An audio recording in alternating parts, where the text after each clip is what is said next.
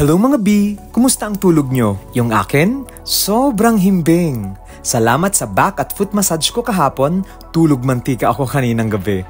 Talagang na-relax ang buo kong kalamnan. Para tuloy akong isang well-oiled machine na ready to take on whatever life throws at me. Dahil nasa nakatulog tayo ng mapayapa at walang inaalala, good mood din tayong nagising kaninang umaga. Since I have slowly transitioned from being a night owl to an early bird, nagdesisyon akong lumabas na ng bahay for an early morning run. Kailangan ko kasing dagdagan ng 1 day of cardio ang aking weekly workout routine. Gusto kong palakasin pa ang aking heart muscles so that in the future, if the right person comes along, I can love harder and deeper.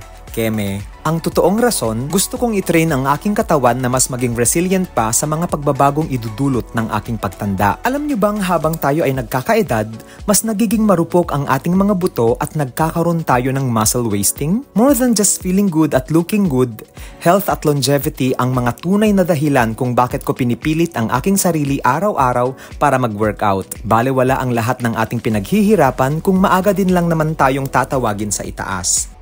B. Prevention is better than cure. Magastos ang maintenance medications, kaya hanggat maaga pa ay iwasan na natin ang sedentary lifestyle para mailayo tayo sa hypertension, diabetes at kung ano-ano pang diseases of affluence. Yun lang.